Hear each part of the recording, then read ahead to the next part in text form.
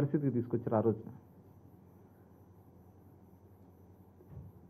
అదంతా దోపిడీ చేశారు. ప్రభుత్వానికి వచ్చిన ఆదాయం ఇదంతా కూడా వాళ్ళ జేబులో పోయింది.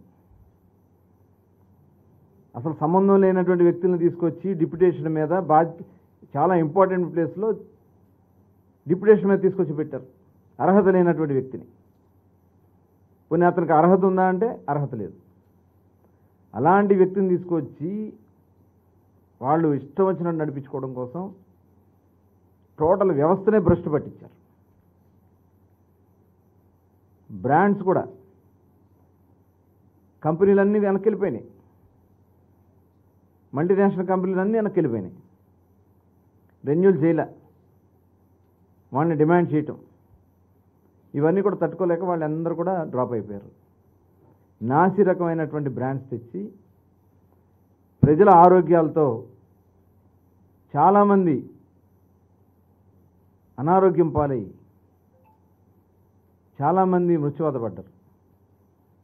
అనారోగ్యంలో కిడ్నీలు పోయినాయి, లివర్లు పోయినాయి, పెరాలసిస్, స్ట్రోక్, ఇవన్నీ కూడా చాలా పెద్ద ఎత్తున కేసెస్ పెరిగిపోయినాయి.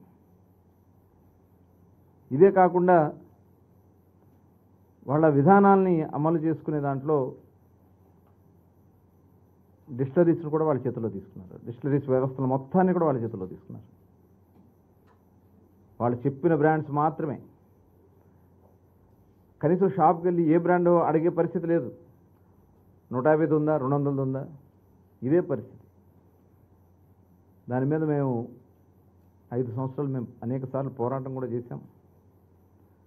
ఇలాంటి అక్రమ మద్య విధానం వల్ల దాదాపు 19,000 కోట్ల రూపాయలు రాష్ట్ర ఖజానాకి రావాల్సినటువంటి నిధులు వాళ్ళ సొంత జేబులకు పోయినాయి. వీళ్ళు చేసినటువంటి అక్రమ విధానాన్ని వల్ల. పక్క రాష్ట్రాలు చూస్తే, ఎందుకంటే ఇవి తాగలేక ఇలిసిట్కి వెళ్ళిపోయారు. నాటుసారా, అదేవిధంగా NDP, non duty paid liquor, పక్క రాష్ట్రాల నుంచి అటు తెలంగాణ, అటు కర్ణాటక,